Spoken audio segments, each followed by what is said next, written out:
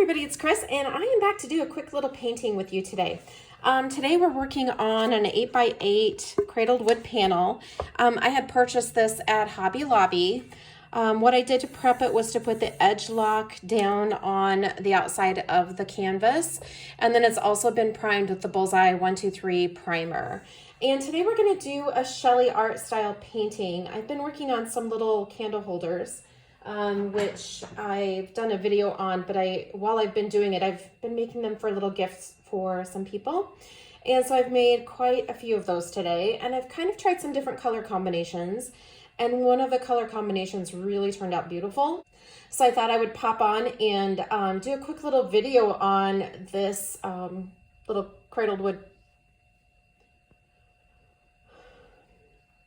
So I thought I'd pop on and do a quick little video on this cradled wood panel, just because I really love the colors and how they turned out. So as I said, this is already prepped. I'll put down some of my pillow paint. This is the Valspar 2000 satin white house paint that's been thinned down with a little bit of water to get it to the right consistency. I will also put a link to my original video, which goes into detail about measurements and such. But I'll give you the colors that I'm using today. So this is Artist Loft Turquoise that has been mixed with the pouring medium recipe. And I want to make sure that I put down a nice pool of color here. So this is a tube paint. And then the next color that I want to put down is the golden teal. And this is a high flow acrylic paint. All of these have been mixed with the pouring medium recipe. And again, I want to put down a nice amount of this. And I like to kind of combine my powders, my liquids, the high flow acrylics with the tube paints, just to kind of give it a little bit more interest. This is Pearl X Golden Aztec, or excuse me, Aztec Gold. And I'll put a nice dollop of that down. And then the last color is Raw Umber, and this one has been mixed. This is just a tube paint. So I'm going to put that down last.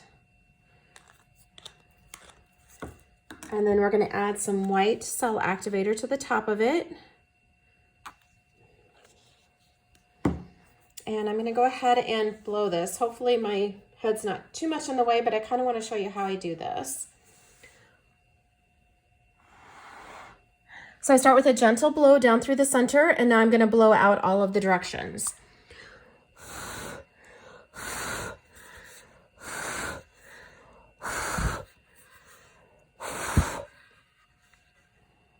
Just like that.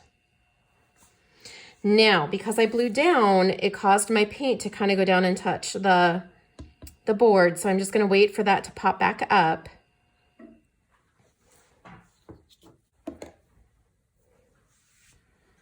All right, looks like that has let go. So I'm gonna go ahead and start moving this around a bit. I think I'm gonna go off of this corner first, and I may just kind of create a little bit of a dam to catch some of this to make sure that I don't dump off all that beautiful color.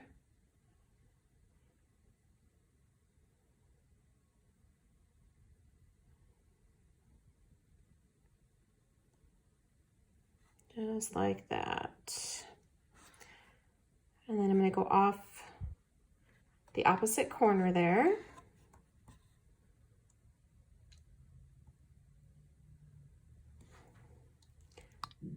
See if I can keep you in view here.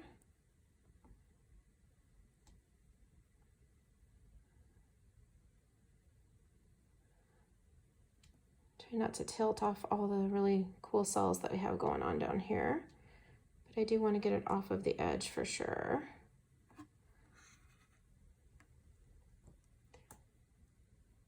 And then I'm just going to kind of bring my paint back down to the center of the canvas.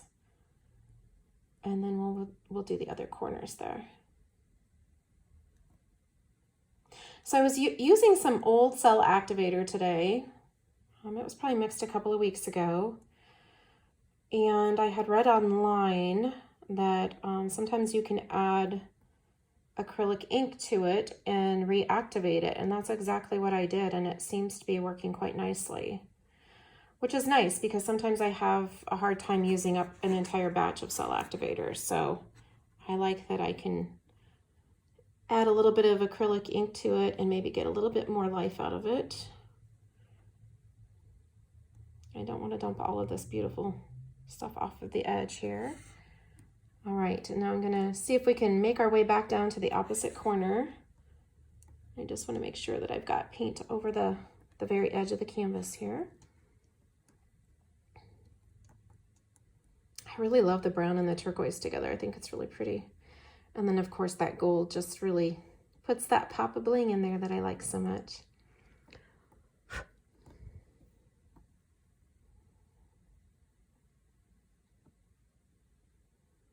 Now, when I do the wood cradled panels, I like to put resin on those to finish them. So this will probably dry for a couple of weeks, and then I will finish it off with some resin.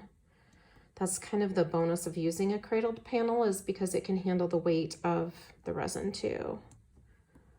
All right, just gonna stretch this down here and see if we can get some of our cells to kind of go over the edge so that they'll kind of stay down here on this corner too. There we go, and then I'm gonna bring it back to the middle, see if I can kind of straighten out the cells, because right now they're stretched because we went all the way down to the corner, which is understandable. Just trying to get some of that color back up to the center and get everything back where it needs to be.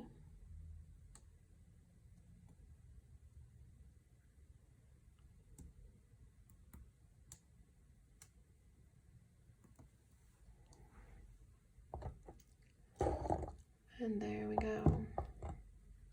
Try and get it back on my little plastic cup there so you guys can see what we did here. I don't quite have it in the middle. There we go. All right. Love those colors together. Okay, so that was turquoise and aqua, and then the raw umber and the gold. And as I said before, I will put a link to the first video that I did that has all the recipes in it, as well as a link for you to take the Shelly Art course if you'd like.